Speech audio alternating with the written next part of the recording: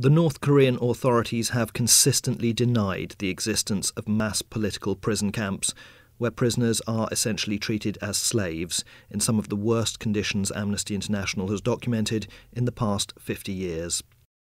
A comparison of the latest images with those from 2001 shows significant increases in construction, agriculture and mining within the camps. The government is denying that this camp exists.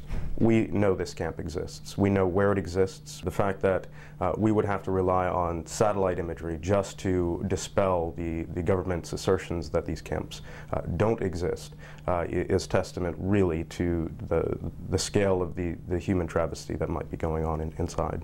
We understand that there are at least 6 political prisoner camps, and these are vast areas. You know, these are huge areas, and that there's, we think, a total population of around 200,000 people. Here we see the main layout for the entire Yodok prison facility. These areas that you see at the very beginning are administration buildings, and they're also barracks for the guards where they live. Particularly, we've seen the growth in this first area that you're entering the camp in, but there's also been some growth in other areas. The camp spreads up along 2 river valleys, and so there has been growth in roads going in both of those directions. So this prison camp is actually in a valley. How large is this prison camp?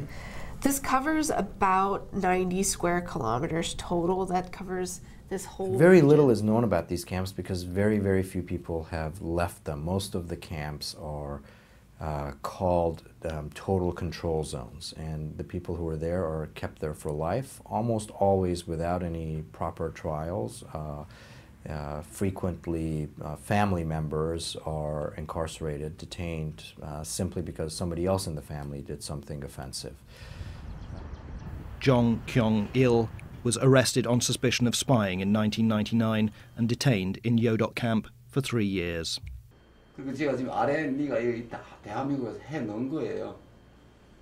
RNB가 다 부서졌어요 그때. 그리고 비둘기 고문이라고 수갑을 이렇게 뒤로 채워가지고 거꾸로 이렇게 매달아놔요. 앉지도 서지도 못하게. 그게 1시간도 아니고 뭐 이틀이면 이틀, 3일이면 3일 연속적으로 그렇게 매달아 놓으면 사람이 가는 게 낫겠다. 뭐 밖에 나가서 죽든 살든 밖에 나가는 게 낫겠다 하고 인정해버리고 강압에 못 오게서 인정해버리고 실제는 간첩이 아닌데. 예, 하루 가제라고 하게 되면 김매기 아시죠? 박김매기. 하루 가제가 1인당 350평이에요. 350평으로 매야만이 밥을 다 주지. 만약 350평의 절반밖에 못 맺잖아요. 그러면 식사를 절반밖에 안 줍니다. Hundreds of inmates die each year from malnutrition, and with temperatures dropping below -20 Celsius in winter, survival is a daily struggle. The information that Amnesty International has received has shocked even an organization that for the last 50 years has dedicated itself to dealing with political prisoners. We have to look again and say, is that really possibly true that conditions can be this bad? 매일같이 죽으니까 솔직히 일반 우리 대한민국 사회에서나 사람이 죽게 되면 슬픔을 느끼는데 오히려 수용소에서는 슬픔을 느끼는 게 아니고 누가 죽으면 수감자들 자체가 좋아합니다. 왜 좋아하는 것 같아요? 그 죽은 사람을 가재가 묻으면 밥 한 그릇 더 주거든요. Public executions are common in the camps and have also recently increased generally across the country. This is believed to be part of a further crackdown before leader Kim Jong-il makes way for his 3rd son, Kim Jong-un.